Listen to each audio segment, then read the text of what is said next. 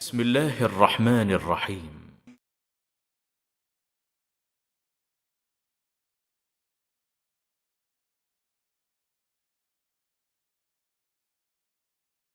بسم اللہ الرحمن الرحیم، نحمدہ ونصلی علی رسولہ الکریم، اما بعد۔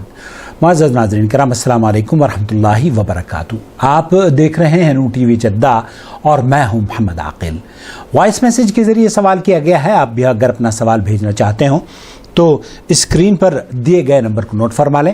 ہماری تمام تفاصیل ڈسکرپشن باکس میں بھی آپ کے لیے تحریر کر دی گئی ہیں، پلیز ان سے بھی جڑ جائیے۔ اور مکمل علماء کرام کے لیکچر سننے کے لیے وہ بھی ایک چینل ہم نے ابھی شروع کیا ہے، اس میں بھی آپ شرکت فرما لیجیے۔ سوال آپ کی خدمت میں پیش کروں گا۔ السلام علیکم عاقل بھائی۔ وعلیکم السلام ورحمۃ اللہ کیسے ہیں؟ اللہ الحمد آپ للہ، کو اچھا رکھے، خوش و خرم رکھے، آمین اور آمین۔ آپ کے پوتے کو طلال کو میں دیکھی ہوں، بہت خوشی ہوئی دیکھ کر۔ اللہ اس کو عافیت والی لمبی زندگی دے، آمین عاقل آمین۔ بھائی مجھے آپ سے ایک بات یہ پوچھنی ہے کہ آج سے 2 سال قبل میں جب عمرے کے لیے جا رہی تھی تو مجھے کسی نے کہا تھا کہ وہاں مدینہ پہنچ کر آپ کو 40 نمازیں ادا کرنی ہے۔ تو یہ 40 نمازیں کون سی ہیں اور کس لیے ادا کرنی ہے مجھے نہیں معلوم، آپ پلیز ذرا معلوم کر کے بتائیں تو ہمارے دوبارہ جانے کو اگر اللہ تعالیٰ نے ہمیں موقع دیا تو پھر میں کروں یا نہ کروں بتائیے گا پلیز۔ بالکل بتاؤں گا، بالکل۔ السلام علیکم۔ وعلیکم السلام ورحمۃ اللہ وبرکاتہ۔ سب سے پہلے تو بہت شکریہ آپ کا طلال کو یاد کرنے کے لیے اور اس کے لیے دعائیہ کلمات کا جو اظہار کیا ہے آپ نے، اللہ رب العالمین اسے قبول فرمائے اور اسے نیک اور صالح بنائے اور ہم سب کی آنکھوں کی ٹھنڈک بنائے۔ مجھے بڑی خوشی ہوتی ہے جب میرے گھر والوں کے بارے میں ہماری وہ بہنیں، وہ مائیں، وہ بچیاں جو ہم سے جڑی ہوئی ہیں، اور وہ بھائی اور وہ دوست اور احباب جو پوری دنیا میں ہمیں دیکھتے ہیں اور ان کے لیے دعائیہ کلمات بیان کرتے ہیں، وہ ایسا لگتا ہے جیسے کہ ایک خاندان ہے اور ہمارا خاندان ہے۔ ہم خونی رشتوں سے تو نہیں جڑے ہوئے ایک دوسرے سے، لیکن جو توحیدی رشتہ ہے وہ چاہے آپ لاہور میں بیٹھی ہوں، چاہے آپ کینیڈا میں بسے ہوئے ہوں، چاہے آپ دہلی میں رہتے ہوں، چاہے آپ امریکہ میں رہتے ہوں یا بنگلہ دیش یا سری لنکا میں رہتے ہوں، کہیں بھی ہوں، آپ اگر نور ٹی وی، نور توحید ٹی وی سے جڑے ہوئے ہیں تو ہم اللہ کے فضل و کرم سے اس خاندان سے جڑے ہوئے ہیں جو کہ موحدین کا خاندان ہے۔ اللہ رب العالمین اس محبت کی وجہ سے ہم سب کو اپنے عرش کے سائے میں جگہ عنایت فرمائے، اور ہمارے بچوں کو اللہ رب العالمین ان کے مستقبل کو بہتر مستقبل بنائے اور انہیں اللہ تعالیٰ اپنے دین کی سمجھ عطا فرمائے اور دین کا داعی بنائے، امن پسند اور محبت کا سفیر بنائے، اور انہیں اس دنیا کے لیے اچھے اور بھلائی کے کام کرنے والا بنائے۔ کہیے آمین یا رب العالمین۔ آپ نے جو سوال کیا ہے کہ آپ نے 40 نمازیں نہیں پڑھی اور کسی نے آپ کو شک اور شبہ میں ڈال دیا ہے کہ آپ تو گئی تھی 40 نمازیں آپ کو پڑھنا چاہیے تھا، آپ تو واپس آ گئی ہیں حج کر کے 40 نمازیں آپ نے نہیں پڑھی۔ یہ آپ کے ساتھ نہیں ہوتا ہے، یہ بہت سے لوگوں کے ساتھ ہوتا ہے۔ ہوتا یہ ہے اور حقیقت یہ ہے، میں آپ سے عرض کروں کہ یہ 40 نمازوں کا جو سلسلہ ہے اس کا حج سے کوئی تعلق نہیں ہے۔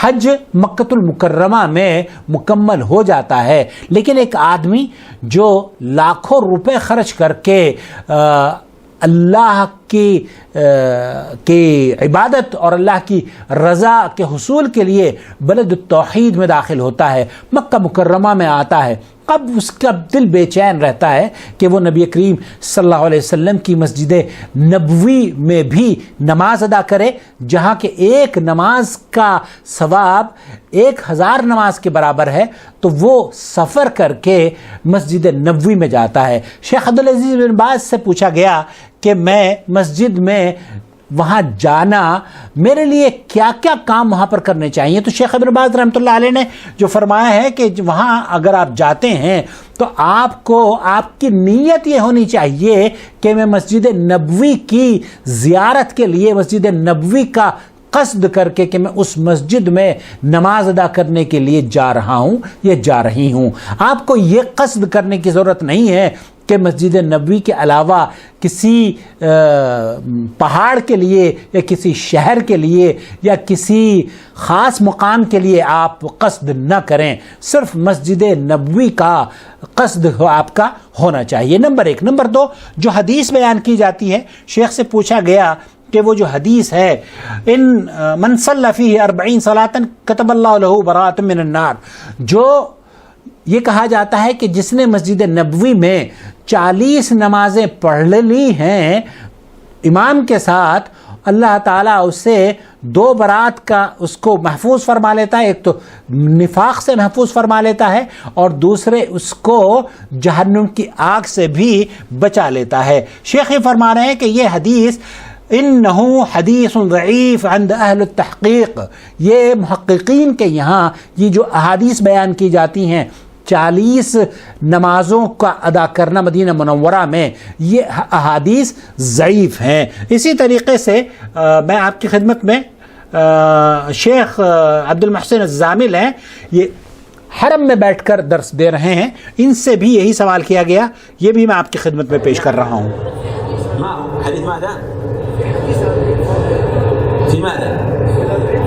لا الحديث ورد في الأمر عبادة حديث آخر ورد أن النبي عليه الصلاة والسلام يقول من صلى 40 صلاة يدرك التكبيرة الأولى مع الإمام, جو آدمی 40 نمازیں تکبیر اس شخص کے لیے 2 برات اللہ رب العالمین لکھ دیتا ہے. من النفاق وبراءة من النار. هذا رواه الترمذي عن أنس. حضرت انس نقل کیا ہے کہ اسے جہنم کی آگ اور نفاق سے وہ محفوظ کر لیا جاتا ہے. وجاء الحديث الموقوف وجاء مرفوع مسجدي هذا 40 صلاة لكن ولا تثبت ضعيفة. اور یہ بھی حدیث میں آیا ہے کہ جو 40 نمازیں میری اس مسجد میں پڑھ لیتا ہے اس کی فضیلت بیان کی جاتی ہے. شیخ ہی فرما رہے ہیں کہ یہ احادیث ضعیف ہیں اور کسی بھی ایسے عمل کو کرنا جائز نہیں ہے جو کہ آپ کے لیے اللہ کے رسول صلی اللہ علیہ وسلم سے صحیح احادیث سے ثابت نہ ہو. اپنا خیال رکھیں, دعاؤں میں یاد رکھیں, اور یہ یاد رکھیں کہ جب آپ سفر کرتے ہیں حج کا تو حج مکمل مکہ المکرمہ میں ہو جاتا ہے. اس کے بعد آپ اگر مدینہ منورہ میں جاتے ہیں 2 رکعت آپ نماز پڑھ لیتے ہیں تو وہ 2 رکعت نماز آپ کے لیے مسجد نبوی میں پڑھنے کی فضیلت ہے. لیکن یہ کہنا کہ 40 نمازیں اگر آپ نے نہیں ادا کریں اور آپ کا حج مکمل نہیں ہوا تو یہ گمراہ کن بات ہے. آپ کا حج بھی مکمل ہو گیا ہے اور آپ نے مسجد نبوی میں جتنی آپ نے نمازیں ادا کی ہیں وہ نمازیں, ان نمازوں کی فضیلت بیان کی گئی ہے. ایک نماز کی فضیلت, ایک نماز اللہ کے رسول صلی اللہ علیہ وسلم نے فرمایا کہ 1000 نماز کے برابر اس کا اجر ہے. مسجد نبوی کی جو نمازیں ادا کی جاتی ہیں, اللہ رب العالمین سے دعا ہے کہ اللہ تعالیٰ بلد الامین کی حفاظت فرمائے, معتمرین, زائرین اور حجاج کرام کے سفروں میں آسانی فرمائے, اور اللہ رب العالمین ہم سب کو بار بار اپنے گھر کی زیارت اور بیت اللہ میں طواف اور مسجد نبوی میں نماز پڑھنے کی سعادت سے نصیب فرما دے. آمین یا رب العالمین. والسلام علیکم ورحمۃ اللہ وبرکاتہ. پلیز اگر ابھی تک آپ نے ہمارا چینل سبسکرائب نہیں کیا ہے تو پلیز کر لیجئے. تھینک یو سو مچ. السلام علیکم ورحمۃ اللہ وبرکاتہ. وعلیکم السلام ورحمۃ اللہ وبرکاتہ. جناب, میرا نام احمد حسین شاہ ہے اور میں سانگڑ سندھ پاکستان سے بات کر رہا ہوں. ماشاءاللہ. آپ کا نور ٹی وی چینل شروع کیا بھی دیکھنا تو الحمدللہ کافی دین کے مسائل کے بارے میں علم ہوا ہے الحمدللہ, اور اللہ تعالیٰ سے دعا ہے کہ اللہ تعالیٰ آپ لوگوں کو یہ کار خیر جاری رکھنے.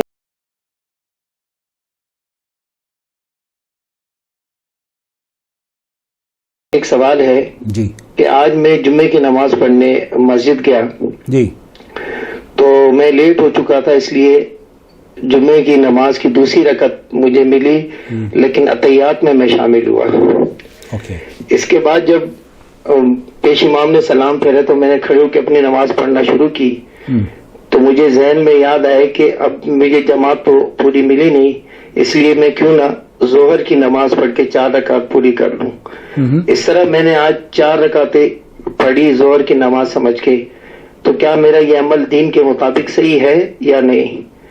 میں چاہتا ہوں کہ جو بھی دین کے حساب سے جو دلائل ہیں قرآن و سنت کی روشنی میں اور احادیث کی روشنی میں ذرا تفصیل سے مجھے بتائیے. اللہ ولی الذین آمنوا یخرجهم من الظلمات إلى النور